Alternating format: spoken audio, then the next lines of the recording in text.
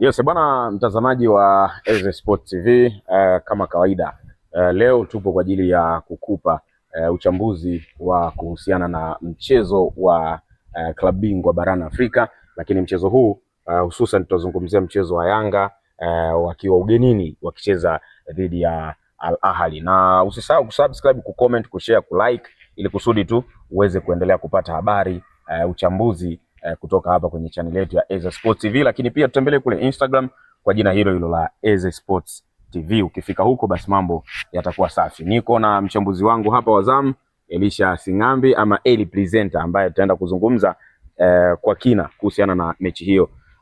Elisha, tuanze kwa kuangalia kwanza, mechi hii ni mechi ambayo Yanga wanaenda kucheza dhidi ya Ahly. General overview kabla hatujaanza kuangalia baadhi ya maeneo, unadhani mchezo utakuwa ni mchezo wa aina gani? Mchezo ni miongoni mwa michezo migumu sana ambao tunaenda kushuhudia siku ya leo. Ni miongoni mwa mchezo ambao umechukua taswira kubwa, kuangalia namna ambavyo performance ya Yanga jinsi ilivyo, aina ya players ambao wapo kwenye kikosi cha Yanga, lakini pia aina ya players ambao wapo kwenye kikosi cha timu ya National Ahly. This time around dirisha la usajili, timu zote zimeongeza baadhi ya wachezaji ambao wanaona wanaweza wakawasaidia, na uzuri ni kwamba ile sheria ya kwamba mchezaji akiwa anashiriki ligi ya mabingwa ama kombe la shirikisho kutoka timu nyingine anaposajiliwa kwenye timu hiyo anaruhusiwa kucheza, tofauti na zamani kwamba alikuwa akishiriki kwenye timu ya awali imeishia hapo. Kwa hiyo baadhi ya maongezo ambao wameyafanya Young Africans akina Okello akina Depu, leo hii wanayo room kubwa ya kupata nafasi ya kucheza, lakini pia hata kwa National Ahly baadhi ya players ambao wameingia hivi sasa bado wanayo nafasi ya kucheza. Kikubwa ni walimu wa timu zote mbili kuamini na kuwapa nafasi hao wachezaji. Kwa hiyo ushindani wa kwanza unaanzia hapo, namna ambavyo timu zimeweza kufanya maboresho. Kwa hiyo ni mechi yenye kasi, ni mechi yenye speed, ni mechi ambayo ukijaribu kutazama kwa sababu hivi sasa timu zote mbili zinacheza mpira. Sisi wa Tanzania hivi sasa, sisi timu zetu kutoka katika ardhi yetu sio nyonge tena kama zamani kwamba kuna hofu, kuna pressure. Hapana. Kwa hiyo natarajia kuona mchezo wenye kasi na speed. Sawa, unatarajia kuona mchezo wenye kasi. Mpaka tunapozungumza hivi sasa ukitazama takriban karibia mechi 5 za mwanzo za kila hizi timu, Ahly tayari amedondosha alama moja dhidi ya Telecom Egypt ambao wamecheza mwezi uliopita, kwa maana mwaka uliopita. Lakini ukija kwa upande wa Yanga, yeye amefanikiwa, ameshinda mchezo wake wa mwisho goli 6 dhidi ya Mashujaa, lakini Yanga hajapoteza mchezo hapo, amesare. Namna hii ambayo Yanga wako nayo inaweza kuwasaidia kiasi gani Yanga kwenda kumzidi ama kushinda mbele ya Ahly? Kwanza anaenda na energy kubwa, anaenda na kujiamini zaidi kwa sababu ya matokeo ambayo ameyapata siku za hivi karibuni. Unajua mpira jinsi ulivyo, unapokuwa umetoka kupata matokeo, unapoelekea mchezo mwingine lazima uweze kwenda na confidence kubwa zaidi kulingana na aina ya matokeo ambayo umeyapata kwenye mchezo wa nyuma. So hii ni advantage kubwa kwa coach wa Yanga kuangalia ni wachezaji gani ambao walimpatia matokeo na hata leo wanaweza wakaimudu pressure wakampatia matokeo. So nafikiri ni namna tu ambavyo wanapaswa kuchukulia mchezo wa siku ya leo ili waweze kushinda, kwa sababu approach ya mechi ambayo wameitumia kwenye ligi, wamepata ushindi wa magoli 6. Unaweza kutumia approach ile ile kwenye mechi ligi ya mabingwa barani Afrika na ukapoteza mchezo. Nafikiri mwalimu anapaswa kuja na mbinu nyingine, anapaswa kuja na utaratibu mwingine. Hata leo hii sitoshangaa kuwaona baadhi ya wachezaji ambao walikuwa wameanza kwenye mechi na Mashujaa leo wasipate nafasi ya kucheza, kwa sababu ya aina ya mechi ambayo wanacheza leo ni mechi tofauti na mechi ambayo wamecheza mechi iliyopita, kwa sababu ukiangalia kiufundi zaidi Ahly ni miongoni mwa watu ambao wanaweza kukuacha ucheze, lakini si wanapopata mpira transition za haraka wamefika wamekufunga, tofauti na Mashujaa, kwa sababu Mashujaa wao walikuwa hawajui wafanye nini pindi wanapoumiliki mpira, na hata wakiupoteza walikuwa hawaelewi ni kitu gani ambacho wapaswa nini wakifanya. Sasa ukijaribu kuangalia Ahly ni miongoni mwa timu ambayo wanaangalia mpinzani umekujaje ndani ya pichi. Na leo hii let's say kama kocha wa Yanga anahitaji kupata ushindi, ushindi wake unaanzia kwenye eneo lake la defensive. Yes. Kama huwezi kuzuia vizuri eneo la nyuma, maana yake ni kwamba huwezi kupata matokeo ya ushindi. Sawa, unavyozungumza kama huwezi kama eneo lako la nyuma likiwa haliko vizuri, huwezi kupata matokeo ya ushindi. Yanga so far mpaka hivi sasa wamecheza game mbili za bingwa na wamecheza dhidi ya JS Kabylie, wamecheza dhidi ya wameshinda na AC Farabat, wamecheza na Farabat, lakini wamecheza na JS Kabylie. Katika hizo mechi zote Yanga hawajaruhusu bao, lakini bad luck wameshinda bao moja tu katika hizo mechi zote mbili. Unadhani nini ambacho Yanga waenda wakakifanya hii leo mbele ya Ahali sasa kuhakikisha wanakuwa imara kwenye eneo lao la ulinzi, lakini at the same time wawe bora kwenye eneo lao la ushambuliaji, kwa sababu mechi mbili goli moja ni goli chache kweli kweli, tofauti na ambavyo ukiangalia na mechi ambayo wanaenda kukutana nayo hii leo. Cha kufanya kikubwa zaidi ni kuwa na uimara kwenye eneo la ulinzi. Hicho ndo kitu cha kwanza ambacho anapaswa kukizingatia.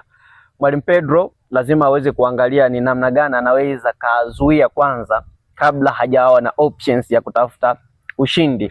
Hata ukipata ushindi wa bao moja, kikubwa leo kinachoangaliwa ni alama 3, kwa sababu kwenye grupu B ambalo yupo Yanga, yupo Al Ahly, yupo JS Kabylie pamoja na AC FAR. Yanga na Al Ahly ndo wana alama 4. Tumisi kwamba anayeshinda leo anaenda kuongoza kundi. Mechi kisha sare bado ataendelea kuwa na alama sawa. Anapaswa kuzingatia ni jinsi gani ambavyo anaweza kalinda kwenye eneo lake la nyuma, kwenda labda TSA na back 4 ama kwenda na back 5 kuhakikisha kwamba ukuta wake unakuwa imara zaidi. Na options iliyopo ni kwamba timu kutoka kaskazini ziko imara zaidi kushambulia pembeni kwenye fullbacks. Na ukijaribu kuangalia Yanga siku za hivi karibuni fullbacks nao ndo wanapandisha sana mashambulizi. So lazima uweze kuja na mbinu nyingine, lakini pia wakati wanashambulia kutokea pembeni utakuja kuona kwamba Yanga aina ya mawings ambao wanao ama viungo wa ushambuliaji ambao wanacheza pembeni. Leo unamzungumzia Alan Okello na probability kubwa ya kupata nafasi kwenye mchezo wa siku ya leo.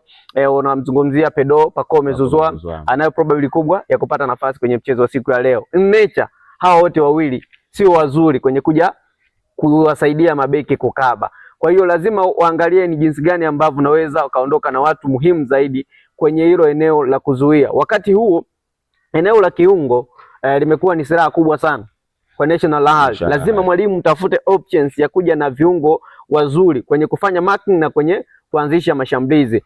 Al Ahly wana Aliou Dieng, ni miongoni mwa viungo wazoefu sana na wamecheza kwa muda mrefu. Wana Marwan Atia, si ndio? Kuna Imam Ashur, kuna Hussein El Shahati.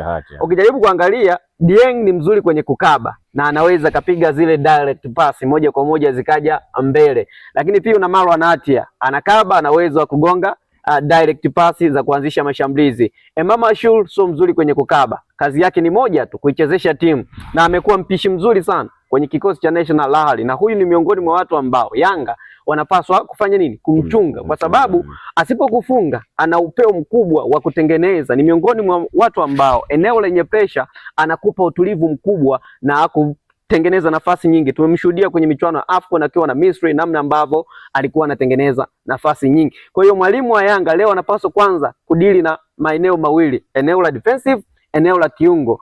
Akishafanikiwa hayo ndo aje na options sasa na yeye ya kufanya nini? Ya kutafuta bao, kwa sababu alama moja mbele ya National Ahly hiyo ni alama kubwa sana, tena ukiwa away. What if wakija katika uwanja wako wa nyumbani? Kwa hiyo nadhani Pedro azingatie sana kwanza kwenye kulinda, na unajua Yanga ni miongoni mwa timu ambayo inaweza kukupa options ya kulinda, lakini wachezaji wana chembe chembe za kushambulia kulingana na aina ya wachezaji. Pacome na kokota muda mrefu, Alan Okello anakokota muda mrefu, lakini wakati huu Maxim pia Nzengeli anakokota muda mrefu. Kwa hiyo ukishakuwa na watu hao, ukiwa na idadi kubwa ya wachezaji wengi kwenye eneo la nyuma, unapokuwa unalinda, ukipata mpira wakati wao wamekuja wengi kwenye zoni yako, ukiwapa watu mpira, Alan Okello na Pacome wana upeo mkubwa wa kwenda mbele, wakakana mpira muda mrefu, wakamsubiri Dube akafika ama Depo akafika akawekewa njiani, kisha inakuwa ni rahisi kuweza kupata bao kuliko wewe unaamua kwenda kufunguka moja kwa moja mbele ya National Ahly. Ninakukuta na kukuta tena, ndo tumerudi zama za nyuma, unapoteza. Sawa, umemzungumza hapo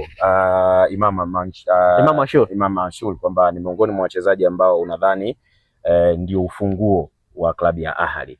Upande wa Yanga, nani ambaye anaweza akawa funguo ya Yanga kupata ushindi? Lakini kuna wakati ambao Yanga wakikutana na timu ambayo inacheza nyuma sana wanashindwa kufungua zile kufuli, na haka ni ugonjwa ambao Yanga wamekuwa nako kwa kiasi kikubwa sana sana kwenye hizi timu ambazo zinapack basi. Unafikiri wafanye nini kuhakikisha wana unlock kama Al Ahly watakuja kwa mtindo wa kupack basi, kwa sababu now this time around Arab nations zimebadilika, nazo wanacheza mpira wa aina hiyo, lakini pia key player wao ni nani ambaye anaweza akaamua sasa kwamba leo yes Yanga tutacheza hivi, muda huu tunacheza hivi, muda huu tunacheza hivi. Nafikiri Yanga wanapaswa kuomba sana bahati leo Pacome awe na siku nzuri kazini. Hiyo ndo kitu kikubwa zaidi ambacho wanapaswa kuweza kukiomba. Na miongoni mwa key players kwenye kikosi cha Yanga ni Pedro Pacome Zouzoua. Pindi ambapo timu inapita kwenye wakati mgumu, yeye ndo anaonekana kuja kufanya ni kuja kuibeba.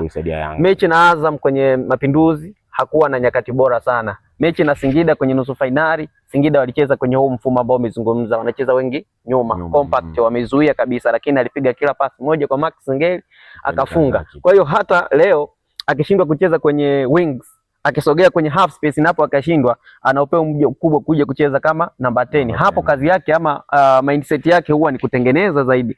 Kwa hiyo nafikiri icon player wa Yanga kwenye mchezo wa siku ya leo ni Pacome, na huyu ndo password za Mwalimu Pedro. Yeye ndo ataamua timu ipate matokeo ama isipate matokeo. Kwa hiyo wanapaswa kumuombea. Lakini mtu mwingine ni Duke Abuya. Duke Abuya anapiga kazi sana eneo la katikati mwa uwanja, na ndio maana sijashangaa yeye kubeba tuzo ya mchezaji bora mwezi wa 12.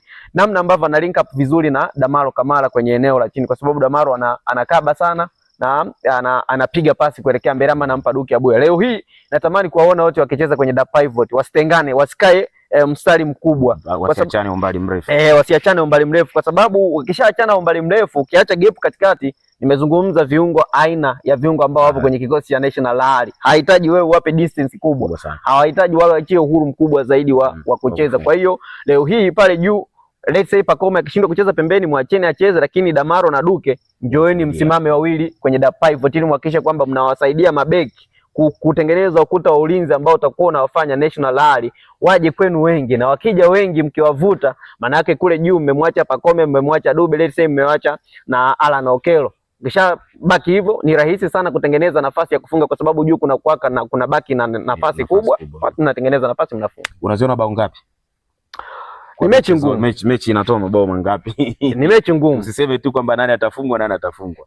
Mechi inatoa mabao mangapi? Ni mechi ngumu, na kwangu mimi yakifika mabao matatu ni mengi sana. Kulingana na performance ya mechi mbili za nyuma za National Ahly, kwa sababu ni ni moja bila moja. Kwa hiyo sioni mabao matatu yakifika kwenye mchezo wa siku ya leo. Bwana sawa. Huyo ni Elisha Singambe, El Presenter, anajiita hivyo. Tumechambua hapo vizuri sana. Usisahau kusubscribe, kulike, comment, kushare, lakini pia kuendelea kutufuatilia kwenye mitandao ya kijamii kwa jina la Eza Sports TV. Mimi naitwa Eza Sports. Tuna sign out. Bye.